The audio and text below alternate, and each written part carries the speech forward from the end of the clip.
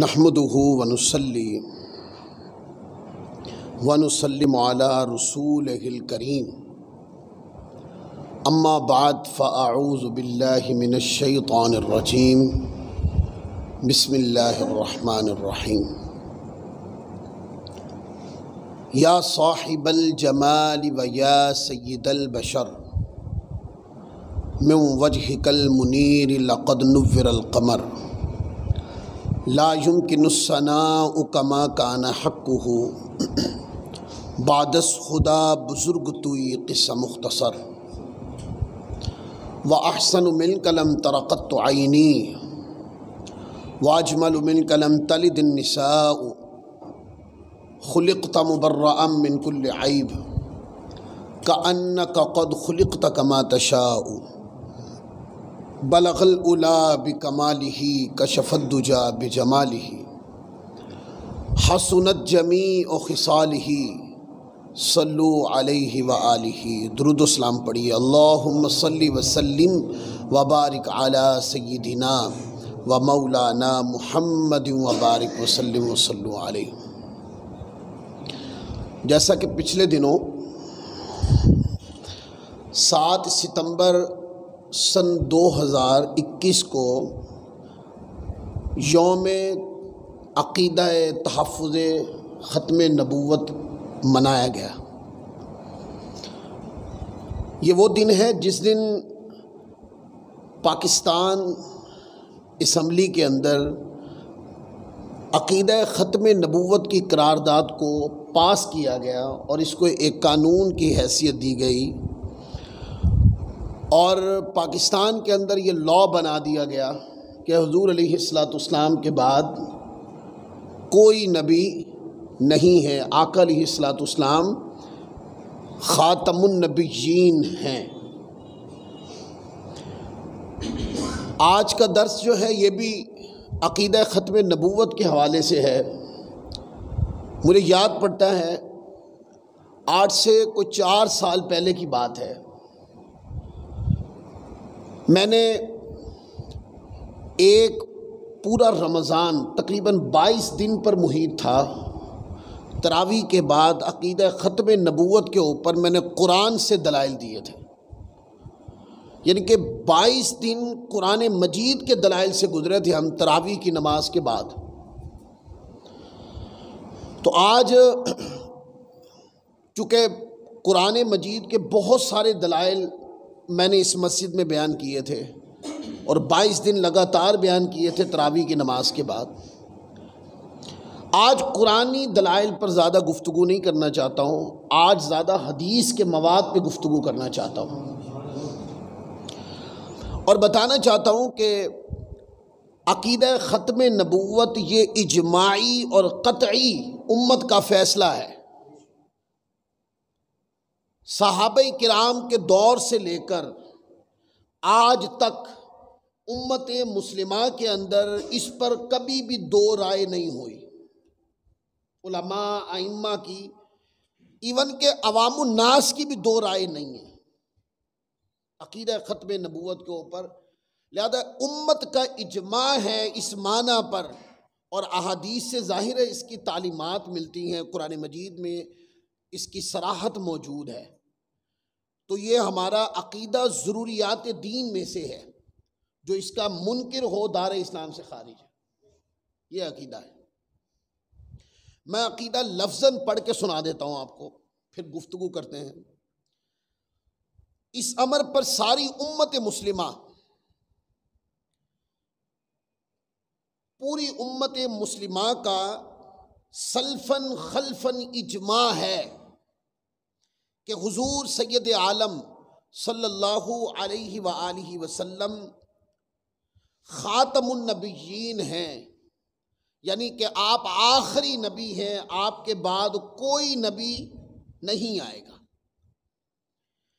یعنی سارے نبیوں اور رسولوں میں سب سے آخری اور پچھلے نبی، خاتم النبیین کا معنی حضور علیہ السلام کے ساتھ یا حضور علیہ السلام کے بعد قیامت تک کسی کو نبوت ملنی ناممکن اور محال ہے۔ کہ کیونکہ اللہ نے آقا علیہ الصلوۃ والسلام کو خاتم النبیین بنا کر خود اللہ نے فرمایا کہ پیارے ہم نے آپ کو خاتم النبیین بنایا، لہذا جب اللہ نے فرما دیا کہ آپ کے بعد کوئی نبی نہیں آئے گا تو نبی اللہ بناتا ہے، تو اللہ نے اعلان فرما دیا کہ آپ کے بعد کوئی نبی نہیں ہے، تو حضور علیہ الصلوۃ والسلام کے بعد کسی نبی کے امکان کا ذہن رکھنا بھی بہت بڑی جرت ہے اسلام کے اندر، یعنی بہت بڑی غلط سوچ ہے کہ جو امکان بھی رکھے کہ آ سکتے ہیں۔ پھر آگے، پھر یہ عقیدہ نہ صرف یہ کہ اجماعی اور قطعی ہے بلکہ ضروریات دین سے بھی ہے، لہذا اگر کوئی آپ صلی اللہ علیہ وآلہ وسلم کے آخری نبی ہونے کا انکار کرے یا اس میں شک کرے، دو لفظ ہے، انکار کرے یا اس میں شک کرے، یا آپ کے ساتھ یا آپ کے بعد کسی کی نبوت کسی کو ملنی ممکن جانے، تو وہ اسلام سے خارج اور وہ بندہ کافر ہے۔ یعنی کہ جو کہے، یہ ذہن بھی رکھے کہ کوئی آ سکتا ہے، یہ نہیں اس نے کہا کہ کوئی آیا ہے، نہیں، اس کے ذہن میں ایک سوال ہے یا اس کے ذہن میں یہ تصور ہے کہ آ سکتا ہے، وہ امکان کا قائل ہے، ہمارے نزدیک ایسا بندہ بھی دار اسلام سے خارج ہے۔ اب اس کے اوپر امام عبد الغنی نابلسی رحمۃ اللہ علیہ کی عبارت میں پڑھ رہا ہوں، وہ فرماتے ہیں، امام نابلسی رحمۃ اللہ علیہ فرماتے ہیں کہ ہمارے نبی صلی اللہ علیہ وآلہ وسلم کے ساتھ یا آپ کے بعد کسی نبی کی آمد ممکن ماننا تکذیب قرآن کو مستلزم ہے، یعنی کہ یہ عقیدہ بھی نہیں رکھ سکتے کہ حضور کے ساتھ کوئی نبی آیا ہو، کیونکہ اس کے شواہد نہیں ہیں، اور اگر کوئی کہے کہ آپ کے بعد کوئی نبی آیا ہے تو یہ دونوں باتیں عقیدہ اسلام کے بولیے خلاف ہیں۔ تو کہا کہ یہ جو بندہ یہ قول کرے وہ ایسا ہے جیسے اس نے قرآن کا انکار کر دیا ہو، کیونکہ قرآن نے صراحت فرما دی کہ آپ صلی اللہ علیہ وآلہ وسلم خاتم النبیین و آخر المسلمین ہیں، مرسلین ہیں، یعنی آپ ہی نبیوں کے آخری نبی ہیں اور آپ ہی رسولوں میں آخری رسول ہیں، نہ آپ کے بعد کوئی نبی ہے نہ آپ کے بعد کوئی رسول ہیں، یہ بولا کرے ساتھ تاکہ آپ کو یہ لفظ یاد ہو جائیں۔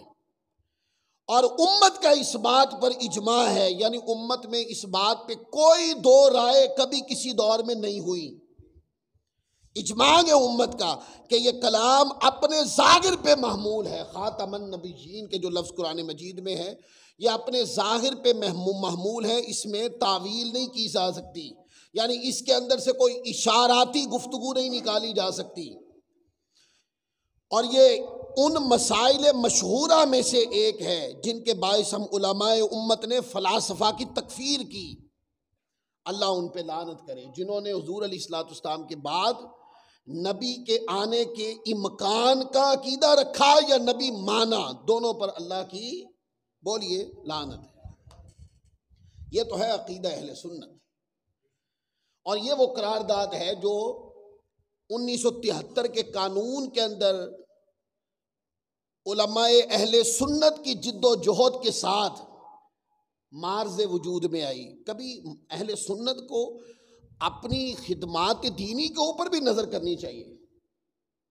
میں ایسے لوگوں کو بھی جانتا ہوں کہ جو میڈیا کے اوپر گلے پھاڑ پھاڑ کے یہ بات کہتے ہیں کہ 1973 کے اندر یہ قانون جو تھا وہ فضل الرحمان کے والد مفتی ان کے جو والد تھے انہوں نے یہ پیش کیا، مفتی محمود ان کا نام تھا، وہ کہتے ہیں یہ قرارداد اسمبلی میں انہوں نے پیش کی، اور اگر جو لوگ میڈیا پہ بیٹھ کے یہ کہہ رہے ہیں یہ اتنا بڑا جھوٹ ہے کہ شاید تھوڑا سا پڑھا لکھا بھی بندہ ہو نا پاکستان کا تو وہ بھی مان لے کہ یہ اتنا بڑا جھوٹ ہے۔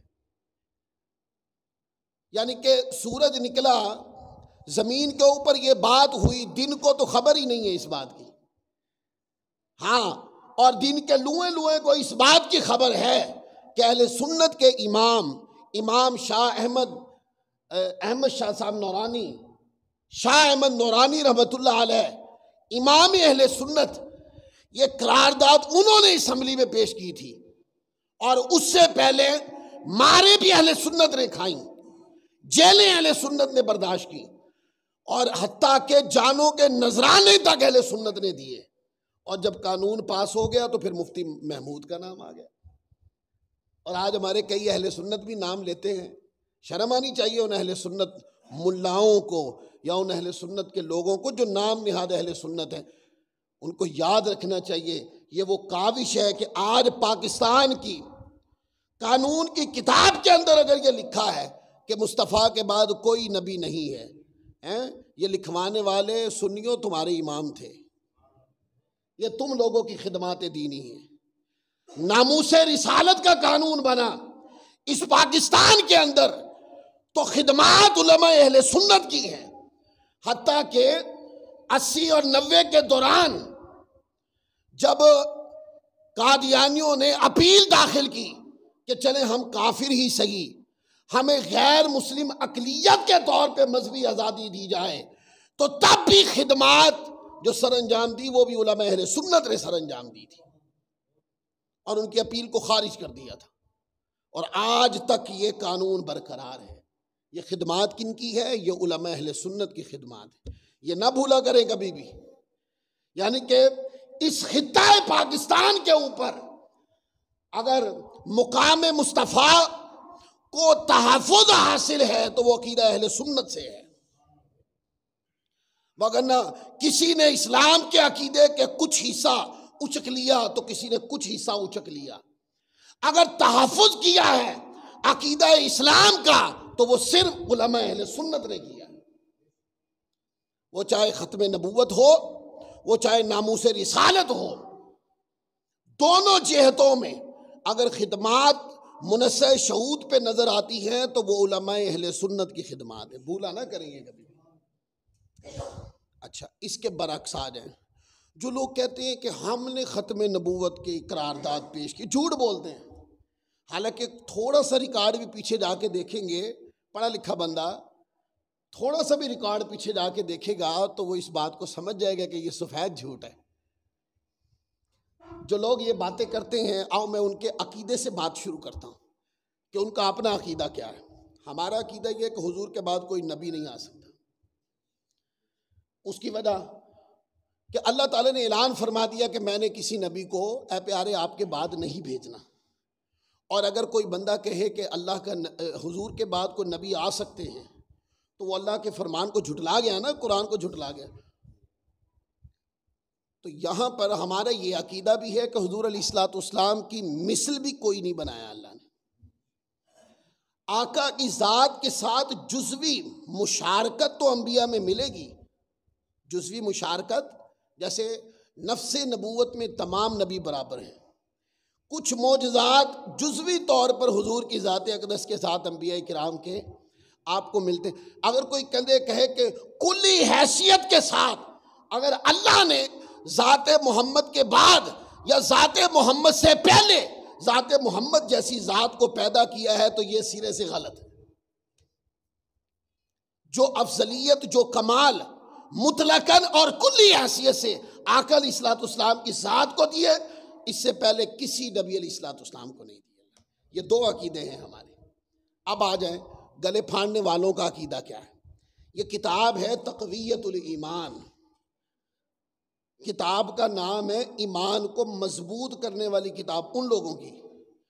اب ایمان کی مضبوطی کیا لکھی ہے یہ بھی پڑھ کے سناتا ہوں۔ کہتے ہیں اللہ تعالیٰ کی طرف، اس اللہ یعنی اس شہنشاہ کی تو یہ شان ہے کہ ایک آن میں ایک حکم کن سے چاہے تو کروڑوں نبی اور ولی، جن اور فرشتے، جبرائیل اور محمد کے برابر پیدا کر ڈالے۔ یہ ایمان کو تقویت دینے والی بات۔ دیکھیں، اگر حضور کے بعد اللہ تعالیٰ نے اور ذات محمد سے بڑھ کر یا برابر پیدا کرنے ہوتے تو نہ فرماتا نا قرآن میں خاتم النبیین نہ فرماتا، تو خاتم النبیین فرما کے یہ بتا تو دیا کہ میں محمد، ذات محمد صلی اللہ علیہ وسلم کے بعد میں نے ان جیسی نہیں بنانی، تو اگر جب اللہ نے فرمایا کہ میں نے نہیں بنانی اور کوئی کہے کہ نہیں اللہ بنا سکتا ہے، تو یہ نفرت اس کی کس کے ساتھ ہے؟ نفرت اس کی کس کے ساتھ؟ اللہ کے حضور کی شان و عظمت کے ساتھ ہے۔ تو اس میں دو عقیدے ہیں یہ پوری عبارت میں۔ ایک عقیدہ تو یہ کہ حضور خاتم النبیین کے بعد نبی پیدا ہو سکتا ہے، یہ امکان ہے ان لوگوں کا، جبکہ ہم قرآن پڑھ کے کہتے ہیں کہ حضور کے بعد کوئی نبی نہیں آ سکتا، کیونکہ اللہ نے فرما دیا، اور اللہ کی بات غلط نہیں ہو سکتی۔ اور دوسری بات انہوں نے یہ کی بلکہ کروڑوں نبی آپ کے برابر پیدا ہو سکتے ہیں، یہ یعنی کہ اس نے دو عقیدے، ایک تو ختم نبوت پہ ڈاکہ مارا، اور دوسرا کہ حضور جیسا بھی کوئی ہو سکتا ہے اس پر بھی ڈاکہ مارا۔ یہ تو ایمان کی تقویت ہے ان کے ہاں۔ ہم سے پوچھے، ہم کہتے ہیں مصطفیٰ کے بعد کوئی نبی نہیں، اور یہ بھی بتا دیں مصطفیٰ کے مثل بھی کوئی نبی نہیں۔ یہ ہے عقیدہ اہل سنت۔ قرآن مجید اٹھا کے پڑھے، اللہ تعالیٰ فرماتا ہے، یہ 22واں پارہ ہے، اس کا دوسرا رکوع ہے۔ اللہ فرماتا ہے ما کان محمد ابا احد من رجالکم ولکن رسول اللہ وخاتم النبیین۔ اللہ فرماتا ہے محمد صلی اللہ علیہ وسلم تمہارے مردوں میں کسی کے باپ نہیں، کیونکہ آقا علیہ الصلوۃ والسلام کے جتنے بھی صاحبزادے تھے وہ نابالغی میں ہی انتقال فرما گئے تھے، اور لفظ مرد کا اطلاق بالغ مرد پہ ہوتا ہے، یعنی کہ کوئی بالغ ہو جائے، بڑا ہو جائے تو اس کو مرد کہتے ہیں، بچے کو مرد اصطلاح میں نہیں کہا جاتا۔ تو چونکہ حضور علیہ الصلوۃ والسلام کے بیٹے آپ نابالغی کی عمر میں انتقال فرما گئے، اس لیے قرآن نے فرمایا اے پیارے محمد مصطفیٰ، آپ مردوں میں تو کسی کے باپ نہیں، ہاں آپ ہیں کیا؟ ولیکن رسول اللہ وخاتم النبیین، لیکن آپ اللہ کے رسول، اور رسول ایسے ہیں وخاتم النبیین، تمام نبیوں کے خاتم اور سب سے آخر میں آنے والے نبی ہیں۔ اس کے اوپر صحابہ کرام سے لے کے آج تک پوری امت کو پڑھ کے دیکھیں۔ ہم اپنی بات نہیں کرتے، ہم کہتے ہیں صحابہ کرام کی ذات سے لے کر آج تک وہ ایک دور بتائیں کہ جب کسی نے کہا ہو خاتم النبیین یا خاتم النبیین کا معنی آخری نبی نہیں ہے، وہ ایک دور بتائیں ہمیں۔ ہم کہتے ہیں صحابہ کرام کے دور سے لے کر آج تک امت کے اندر ایک ہی معنی ہے خاتم النبیین، معنی کہ آپ نبیوں کے سلسلے کو ختم کرنے والے اور سب سے آخر میں تشریف لانے والے نبی، یہ معنی۔ دیکھو نا مسیلمہ کذاب کے ساتھ صحابہ نے جنگ کیوں کی؟ جواب دو، سادہ سادہ لفظوں میں بھی کچھ باتیں کریں نا۔ مسیلمہ کذاب کے ساتھ سیدنا صدیق اکبر نے بھیجا نا، اور یہ مسیلمہ کذاب جو تھا یہ آقا کی موجودگی میں ہی نبوت کا دعویٰ اس کا سامنے آ گیا تھا، اور صحابہ نے اس کے ساتھ جنگ لڑی۔ کیوں لڑی؟ بولیے۔ اس نے نبوت کا دعویٰ کیا، تو جو جنگ لڑنے گئے تھے وہ مصطفیٰ کو مانتے کیا تھے؟ بولیے۔ یہی مانتے تھے نا جو آپ اور ہم مانتے۔ وہاں پر کثیر التعداد 70 سے زیادہ حفاظ کرام صحابہ شہید ہوئے تھے مسیلمہ کذاب کی جنگ میں، لیکن انہوں نے جانوں کی پرواہ نہیں کی، مال کی پرواہ انہوں نے نہیں کی، اور وہ جنگ لڑنے گئے کس خاطر؟ کہ اس مسیلمہ کذاب ظالم کی خاطر، اس وجہ سے جنگ لڑی کہ یہ مصطفیٰ کے بعد اپنے آپ کو نبی ثابت کرتا پھرتا ہے۔ صحابہ نے جنگ لڑی، اور پھر اس کے بعد کئی لوگوں نے نبوت کا دعویٰ کیا، وہ آگے حدیثیں آئیں گی، کئی لوگوں نے نبوت کا دعویٰ کیا، اور جس نے جب دعویٰ کیا امت نے اس کو اس کے دعوے سمیت ہی دفن کر دیا۔ صرف دعویٰ ہی دفن نہیں کیا، اس کا صرف دعویٰ ہی دفن نہیں کیا بلکہ اس کے دعوے سمیت اس کو بھی دفن کر دیا، اس کو صفائے ہستی سے مٹا دیا، کیونکہ ان کو پتا تھا کہ مصطفیٰ کے بعد کوئی نبی نہیں، یہ عقیدہ تھا۔ امام غزالی رحمۃ اللہ علیہ نے اس کے اوپر لکھا، آپ فرماتے تمام امت مرحومہ عزت والی امت، ساری امت مصطفیٰ کی جو عزت والی امت ہے نے لفظ خاتم النبیین کا معنی بالاجماع یہی سمجھا کہ اللہ تعالیٰ یہ بتا رہا ہے کہ اس کے رسول محمد صلی اللہ علیہ وآلہ وسلم کے بعد کوئی نبی ہوگا نہ کبھی کوئی رسول ہوگا، کوئی نبی نہ کبھی کوئی نبی ہوگا نہ کوئی رسول ہوگا۔ یہ عقیدہ ہے اہل سنت۔ قرآنی دلائل میں نے آپ کو پہلے کہا تھا، میں اس کے اوپر بہت دے چکا، آج میں نے حدیث کے تناظر میں اس پر گفتگو کرنی تھی۔ جب بھی آپ احادیث پڑھتے ہیں تو احادیث اس تناظر میں جس میں لا نبی یا بعدی، یا حضور نے فرمایا میرے بعد کوئی نبی نہیں، جب آپ اس طرح کی احادیث کو پڑھتے ہیں تو یہ 7 تناظر میں حدیث آتی ہے، یعنی کہ 7 موضوعات میں یہ حدیثیں آتی ہیں۔ احادیث بہت ہیں، احادیث کی تعداد تو 200 سے بھی زیادہ ہے، احادیث کی تعداد بولیے 200 سے بھی زیادہ ہے، لیکن جن موضوعات کے تھرو آتی ہیں وہ حدیث، وہ 7 موضوعات ہیں کم و بیش۔ یا تو ظہور دجال کے تناظر میں یہ حدیثیں آتی ہیں، ایک موضوع، یا پھر مرتبہ ہارون علیہ السلام اور علی مرتضیٰ رضی اللہ تعالیٰ عنہ کے تناظر میں یہ حدیثیں آتی ہیں،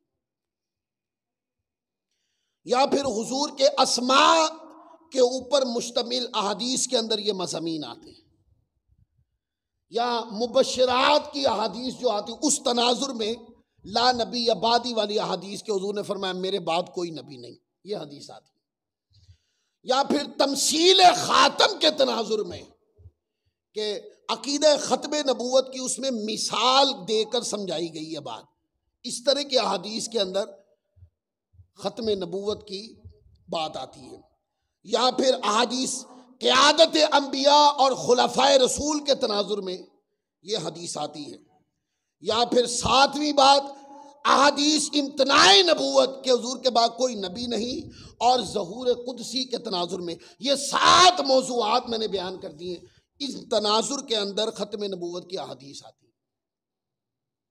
اور اگر آپ تھوڑی اور بات سمجھنا چاہیں تو میں یہ بھی بتا دوں گا کہ ختم نبوت کی احادیث جو ہیں وہ کتنے صحابہ کرام پر مشتمل ہیں، کتنے صحابہ نے ختم نبوت کی احادیث کو روایت کیا۔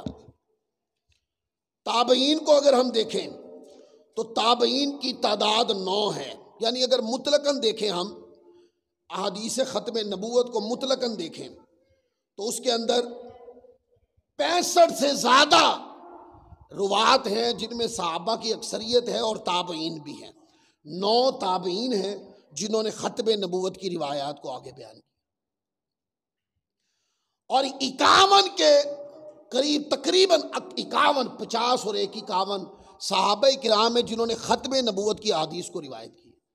اب کثرت دیکھیں نا، یعنی وہ 51 صحابہ نے وہ روایتیں بیان کی کہ جس کے اندر یہ ہے کہ حضور نے فرمایا میرے بعد نبی، کتنا جمع غفیر ہے صحابہ کا۔ اور پھر اسی تسجیلات میں بھی کم و بیش 9 صحابہ ہیں، یہ ملا کر کوئی 63 سے زیادہ راوی بنتے ہیں صحابہ اور تابعین جنہوں نے ختم نبوت کی احادیث کو روایت کیا۔ میرے پاس نام بھی لکھے ہیں، میں وہ بھی بیان کر سکتا ہوں، لیکن چونکہ وقت کم ہے اس وجہ سے میں وہ نام ذکر نہیں کر رہا ہوں، صرف بتایا ہے آپ ختم نبوت پہ پہلی حدیث سنیں، یہ صرف اس بات کو سمجھانے کے لیے کہ یہ وہ عقیدہ ہے کہ جس کے اوپر کوئی کمپرومائز نہیں ہے، اس عقیدے کو جو نہ مانے وہ بھی دار اسلام سے خارج ہے، جو شک کرے وہ بھی دار اسلام سے خارج ہے، اس لیے زور دے کے بات کر رہا ہوں۔ پہلی حدیث ہے کہ آقا علیہ الصلوۃ والسلام نے ارشاد فرمایا، عن ابی ہریرہ رضی اللہ تعالی عنہ عن النبی صلی اللہ علیہ وآلہ وسلم قال ولا تقوم الساعة حتى يبعث الدجالون كذابون قریبا من 30 كلهم يزعم انه رسول اللہ صلی اللہ علیہ وآلہ وسلم۔ پہلی حدیث، اور یہ روایت صحیح بخاری میں، صحیح مسلم میں، جامع ترمذی میں، یہ کتابوں میں ہے۔ آقا علیہ الصلوۃ والسلام نے فرمایا، حضرت ابو ہریرہ روایت کرتے ہیں، فرمایا کہ جب تک 30 کے قریب دجال کذاب ظاہر نہیں ہوں گے، 30 کے قریب دجال اور کذاب ظاہر نہیں ہوں گے، قیامت نہیں آئے گی۔ ان میں ہر ایک کا یہ دعویٰ، ہر ایک یہ دعویٰ کرے گا کہ میں اللہ کا رسول ہوں۔ اب جو بھی یہ دعویٰ کرے گا کہ میں اللہ کا رسول ہوں، آقا نے فرمایا وہ دجال ہے، وہ کذاب ہے۔ اور ان دجالوں کا جو سردار ہوگا وہ قرب قیامت سے پہلے ظاہر ہوگا اور وہ خدائی کا ہی دعویٰ کر دے گا، اور اس سے پہلے جو ظاہر ہوں گے وہ نبوت کے مدعی ہوں گے۔ اور آقا نے فرمایا کذابون، وہ سارے کے سارے جھوٹے ہوں گے۔ اب اس حدیث پاک کے اندر ان لوگوں کو بھی تھوڑی سی خبر دیں جو دیوار کے پیچھے کا علم نہیں، باتیں کرتے پھرتے ہیں، ڈگمگانے والا، متزلزل متذبذب ایمان رکھنے والے، مصطفیٰ کی شان سے بے بہرے لوگ، کل کا پتہ نہیں۔ مصطفیٰ کی حدیث جو بخاری، مسلم، ترمذی جیسی سیاستہ کی کتابوں کے اندر ہے، آقا تو قیامت تک آنے والے دجالوں کا، کذابوں کا اور مدعیان نبوت کا مصطفیٰ پوری فہرست بیان کر رہے ہیں، ان کی علامات بھی بیان کر رہے ہیں، اور فرمایا کہ قیامت تک یہ لوگ 30 کے قریب ہوں گے، تعداد بھی بتا رہے ہیں۔ یہ کس علم کی بنیاد پہ بتا رہے ہیں؟ پھر آگے دیکھیں، آگے حضور نے فرمایا جو خلاف واقعہ کا دعویٰ کرے، جھوٹ پتہ کس کو کہتے ہیں؟ ایک بات واقع میں نہیں ہے، آپ خلاف واقعہ کوئی بات کہہ دیں، اس کو جھوٹ کہتے ہیں۔ تو جو خلاف واقعہ بات کرے اس کو کیا کہتے ہیں؟ جھوٹ۔ اور جو خلاف واقعہ کسی چیز کا دعویٰ کر دے اس کو کذاب کہتے ہیں۔ کیا کہتے ہیں؟ کذاب کہتے ہیں۔ تو جس نے خلاف واقعہ بات کی خبر دی وہ تو ہوا جھوٹا، اور جس نے مصطفیٰ کے بعد نبی ہونے کا دعویٰ کیا تو وہ کذابون، وہ کیا ہے؟ وہ کذاب ہے، یہ آقا نے فرمایا۔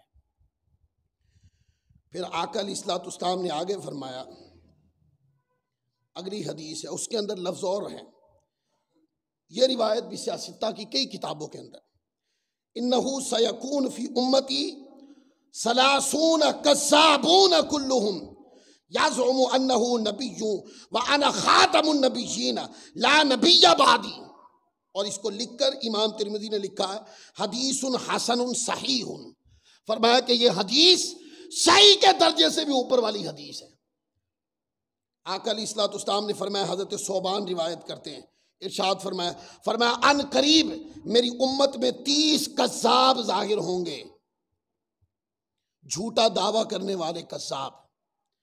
ان میں ہر ایک یہ کہے گا کہ وہ نبی ہے، حالانکہ آقا فرماتے ہیں، فرمایا وَأَنَا خَاتَمُ النَّبِيِّينَ، نبیوں کا سب سے آخری نبی تو میں ہوں، تمام نبیوں سے آخر میں نبوت۔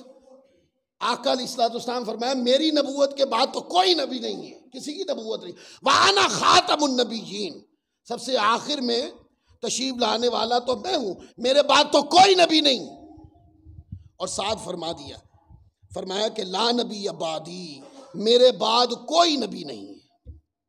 اب اس میں دو باتیں فرمائی، ایک تو یہ وَأَنَا خَاتَمُ النَّبِيِّينَ، فرمایا کہ خاتم النبیین میں ہوں، اور کس طرح کا خاتم النبیین ہوں؟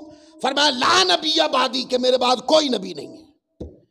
اب وہ آیت کریمہ ما کان محمد ابا احد من رجالکم ولکن رسول اللہ وخاتم النبیین کا معنی حدیث میں آگے نہیں بولی ہے، آقا نے خود فرمایا وَأَنَا خَاتَمُ النَّبِيِّينَ، لفظ بھی آگے، اور فرمایا اس کا معنی لا نبی بعدی، میرے بعد کوئی نبی نہیں۔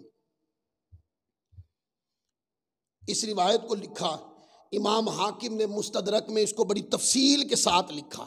یہ جملے آپ کے کام کے تو شاید نہیں، لیکن چونکہ ریکارڈ ہو رہی ہے اس کو بعض علماء بھی سنتے ہیں، اس لیے یہ مجھے جملے بولنے پڑتے ہیں تقریر کے اندر۔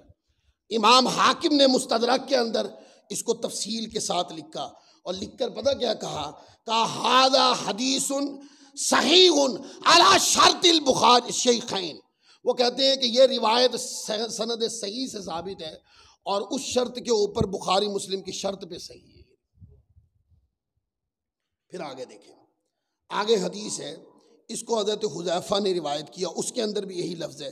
آقا علیہ الصلوۃ والسلام نے فرمایا وَأَنَا خَاتَمُ النَّبِيِّينَ، لا نبی بعدی، میرے بعد کوئی نبی نہیں۔ اور قرآن مجید نے کیا فیصلہ کیا؟ بولیے۔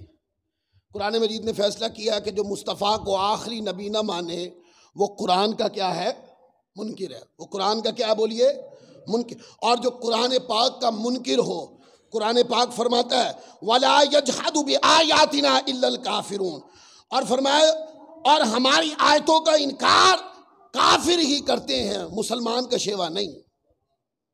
پھر فرمایا وَالَّذِينَ كَفَرُوا وَكَذَّبُوا بِآيَاتِنَا أُولَئِكَ أَصْحَابُ الْجَحِيمِ، فرمایا جنہوں نے کفر کیا، ہماری آیتیں جھٹلائیں، وہی دوزخ والے ہیں۔ والذین کذبوا بآیاتنا صم وبکم فی الظلمات، جنہوں نے ہماری آیتیں جھٹلائیں وہ بہرے، گونگے اور اندھیروں میں ہیں۔ اور پھر اسی طرح قرآن مجید نے کئی مقام پر وَلَا تَتَّبِعْ أَهْوَاءَ الَّذِينَ كَذَّبُوا بِآيَاتِنَا، اور ان کی خواہشوں کے پیچھے نہ چلنا جو ہماری آیتیں جھٹلاتے ہیں۔ الذین کذبوا بآیاتنا وما کانوا مؤمنین، جو ہماری آیتیں جھٹلاتے ہیں وہ ایمان والے نہیں ہو سکتے۔ تو جو بندہ یہ کہے کہ حضور علیہ الصلوۃ والسلام کے بعد کوئی نبی آنا ہے، وہ امام غزالی رحمت اللہ علیہ کے فرمان اور علماء کثرہم اور ائمہ کرام کی کتب کو دیکھیں تو وہ قرآن مجید کے منکرین میں شامل ہے۔ اور جو قرآن مجید کا منکر ہے، فرمایا کہ وہ کیا ہے؟ جو قرآن کا انکار کرے، کہا کہ وہ دوزخ والے ہیں، وہ گونگے، بیندے اور اندھیروں والے ہیں، قرآن مجید فرماتا۔ اب دوسری حدیث پڑھ رہا ہوں اسی موضوع پر۔ مصعب بن سعد عن ابی ان رسول اللہ صلی اللہ علیہ وآلہ وسلم خرج الى تبوک فاستخلف علیا فقال اتخلفنی فی الصبیان والنساء قال الا ترضى ان تكون منی بمنزلۃ ہارون من موسیٰ الا انہ لیس نبی بعدی۔ یہ حدیث ہے، حضرت مصعب بن سعد اپنے والد سے روایت کرتے ہیں،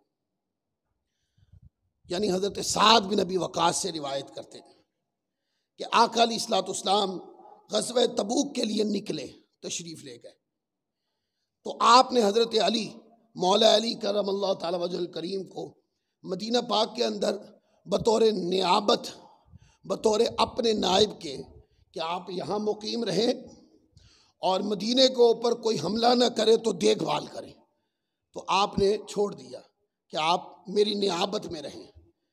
تو مولا علی کرم اللہ تعالی وجہ الکریم جو آقا کی عظمت و ناموس کی خاطر آگے آگے رہتے تھے، حضور کی عزت اور مصطفیٰ کے دین کی خاطر اپنی تلوار لے کر کبھی نہ گھبرانے والے تھے، اس جوش اور جذبے میں کہا یا رسول اللہ مجھے بچوں اور عورتوں کے بعد چھوڑے جا رہے ہیں، جبکہ میں تو آپ کی ناموس اور عزت اور دین کی بقا کی خاطر تلوار لے کر ہراول دستے کے اندر لڑنے والا سپاہی ہوں۔ تو آقا علیہ الصلوۃ والسلام نے فرمایا کہ کیا تم اس بات پہ راضی نہیں ہو کہ تمہارا میری بارگاہ میں وہ مقام ہے جو موسیٰ علیہ الصلوۃ والسلام کی بارگاہ میں حضرت ہارون کا تھا، اور ساتھ یہ فرما دیا کہ چونکہ حضرت ہارون نبی تھے تو حضرت مولا علی کرم اللہ تعالی وجہ الکریم کی طرف اشارہ کر کے فرمایا بس یہ کہ میرے بعد نبی کوئی نہیں، فرما دیا نا۔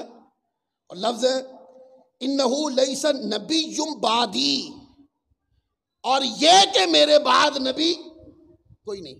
اب یہاں ایک دوسرے فرقے کو بھی تھوڑا سا سمجھاؤں، وہ یہ جو بات ہے فرمایا کہ میرے بعد نبی نہیں، یہ کن کو کہی حضور نے؟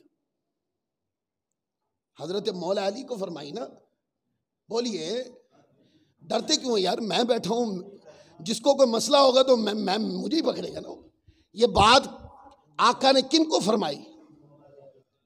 کیا فرمایا کہ میرے بعد اگر حضرت علی نبی ہوتے تو حضور حضرت علی کو تو کم از کم یہ نہ فرماتے ہیں۔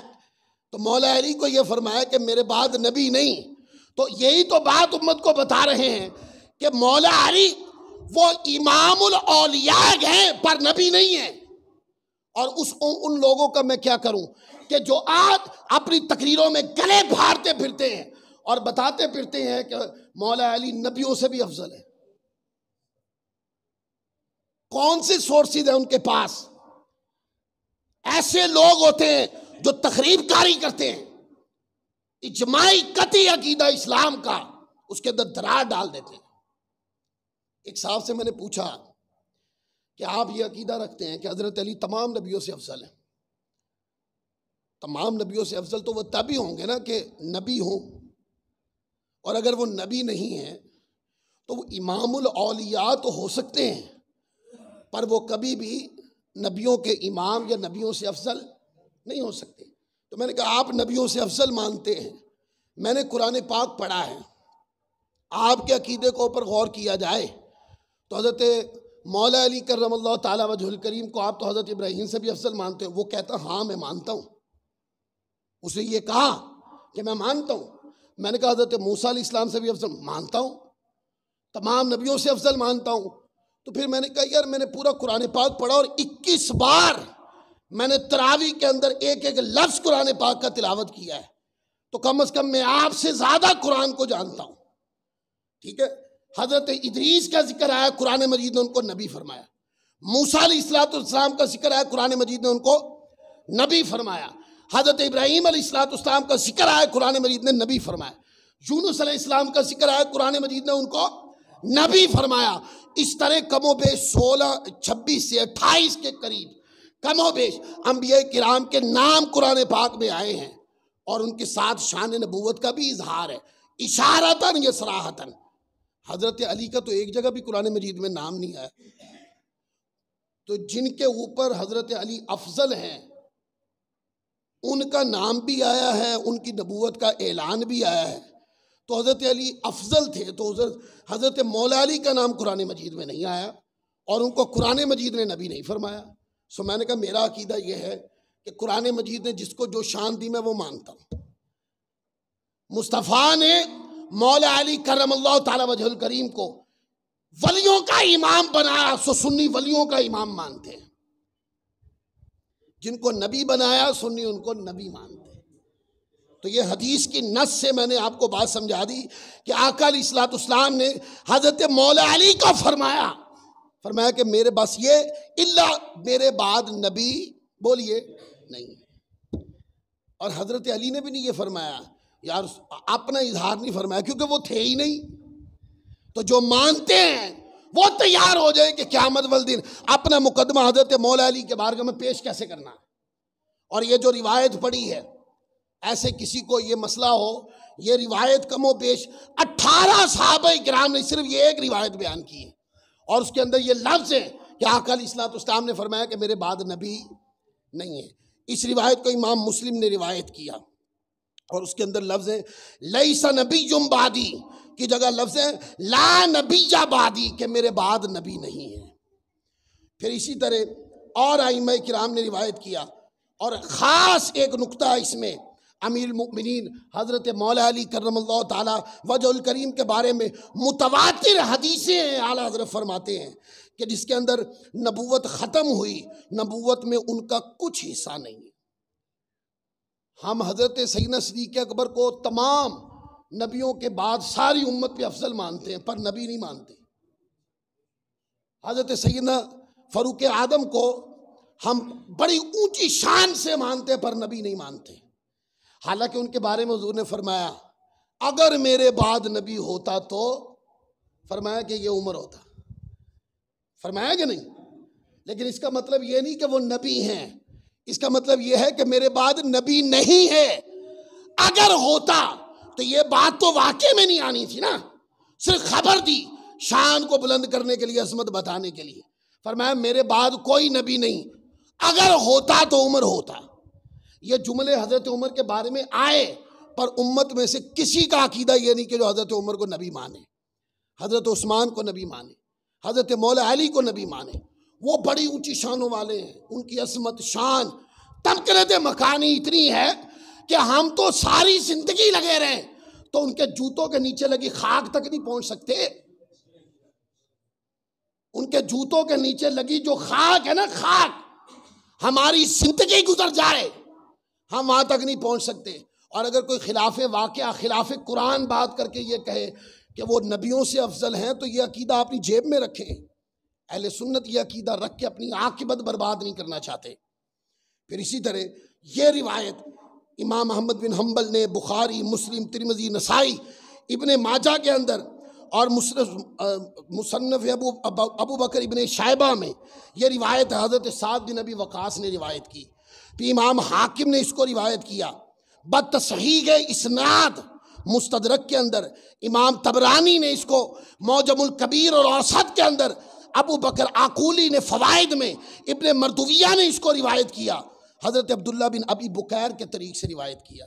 پھر علامہ ابن عساکر نے اس کو عبداللہ بن محمد بن عقیل بن عن ابی عن جدی ہی کے طریق سے حضرت مولا علی سے روایت کیا۔ امام حاکم نے، امام احمد نے، امام طبرانی نے، امام اکیلی نے اس کو حضرت عبداللہ بن عباس سے روایت کیا۔ امام احمد بن حنبل نے حضرت امیر معاویہ سے، اور 18 کے قریب صحابہ جنہوں نے یہ روایت بیان کی کہ آقا علیہ الصلوۃ والسلام نے فرمایا، اے پیارے علی، آپ کو میری بارگاہ میں وہی مقام قربت حاصل ہے، مقام نزدیکی حاصل ہے، مقام محبت حاصل ہے جو حضرت ہارون کو حضرت موسیٰ کے ہاں تھا، پر یہ کہ میرے بعد کوئی نبی۔ 18 صحابہ نے اس کو روایت کیا، درجنوں کی تعداد کے اندر کتابوں میں یہ روایت موجود ہے اور لفظ ہیں اس کے اندر۔ اور ایک حدیث پاک میں تو یہاں تک کے لفظ ہیں کہ آقا علیہ الصلوۃ والسلام نے، یہ پوری حدیث آئی، امام حاکم نے مستدرک میں لکھا، اور یہاں فرما دیا الا انک لست بنبی، آقا نے فرمایا مگر یہ کہ اے علی تم نبی نہیں ہو۔ یہ لفظ بھی حدیث پاک کے اندر موجود، یعنی کہ تم شان اولیت میں بہت اونچے ہو، شان ولایت میں بہت اونچے ہو، اے پیارے علی شان شجاعت میں بہت اونچے ہو، شان اخلاق میں، کردار میں، اتوار میں، شان عظمت کے اندر بہت اونچے ہو، لیکن اے پیارے نبی، اے پیارے علی آپ نبی نہیں ہیں۔ لفظ ہیں الا انک لست بنبی کے لفظ آئے ہیں۔ پھر اور کئی کتابوں کے اندر یہ روایت، یہ ساری روایتیں جو چھوڑ رہا ہوں، اسی طرح ایک روایت ہے جس کے اندر آقا علیہ الصلوۃ والسلام نے فرمایا، حضرت محمد بن جبیر بن مطعم اپنے والد جبیر بن مطعم سے روایت کرتے ہیں، آقا علیہ الصلوۃ والسلام نے ارشاد فرمایا کہ میں محمد ہوں صلی اللہ علیہ وآلہ وسلم۔ محمد کا معنی سمجھتے ہیں؟ فرمایا میں وہ ہوں جس کی حد سے زیادہ تعریف کی گئی۔ اب مسکرا کے کہا کرو سبحان اللہ۔ میں سبحان اللہ کہنے والا خطیب نہیں ہوں کہ لوگوں کی ایکسرسائز کرواتا رہوں، لیکن جب عظمت مصطفیٰ آئے تو یہ چہرے کھلنے چاہیے۔ آقا نے فرمایا کہ میں محمد، یعنی میں وہ ذات ہوں جس کی حد سے زیادہ تعریف کی گئی۔ کس نے؟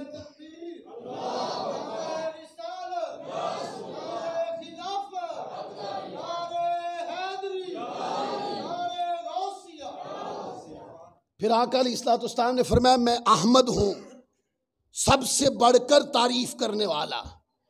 فرمایا میں ماہی ہوں کہ میرے سبب اللہ کفر کو مٹاتا ہے۔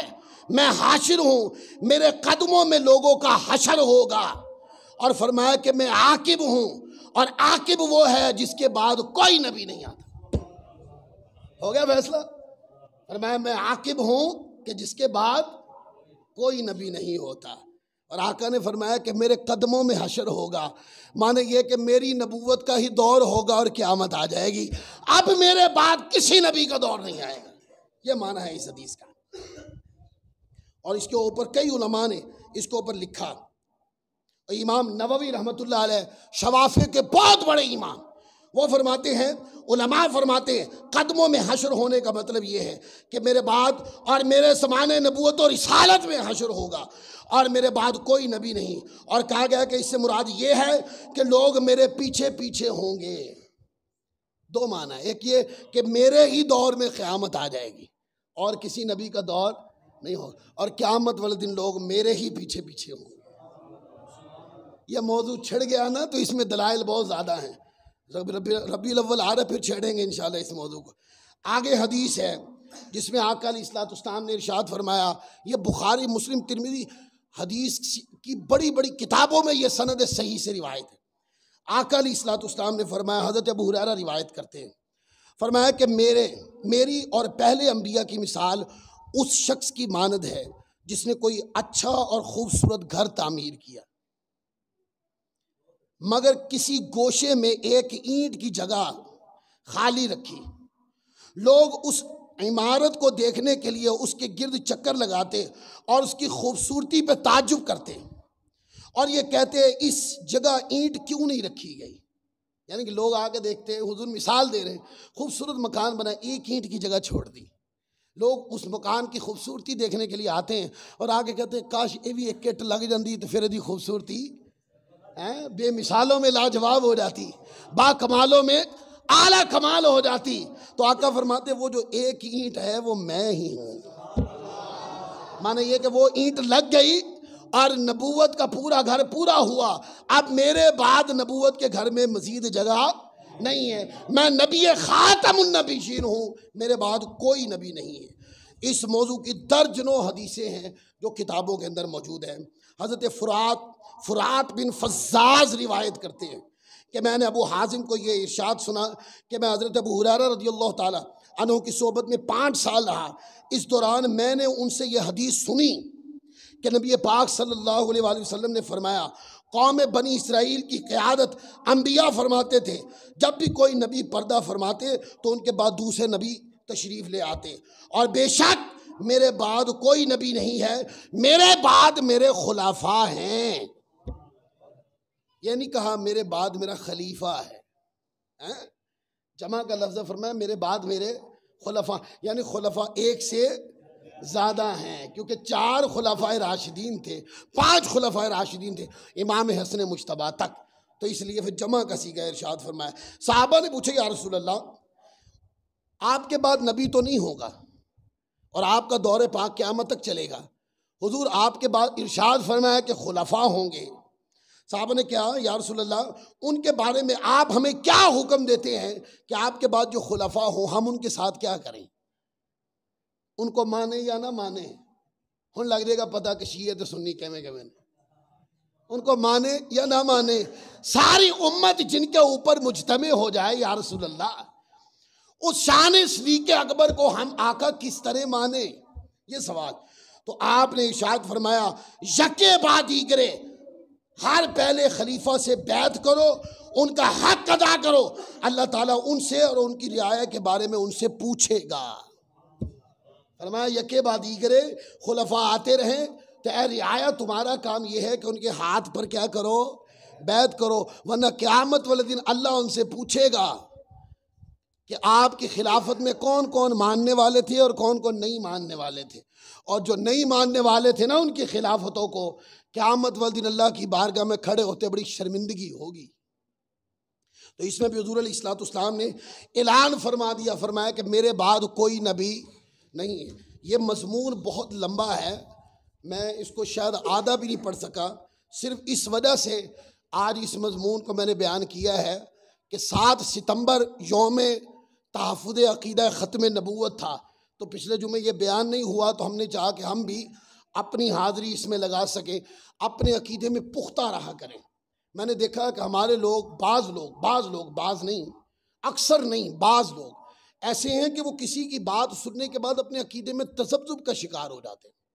لوگ اس طرح کے گورکھ دھندے لے کر مارکیٹ میں نظر آتے ہیں، باتوں کی مارکیٹ میں، ذہن خراب کرنے کی مارکیٹ کے اندر ایسے لوگ ہیں جو کہتے ہیں اللہ چاہے تو آقا کے بعد ہزاروں محمد پیدا کرے صلی اللہ علیہ وسلم، ایسے لوگ بھی ہیں۔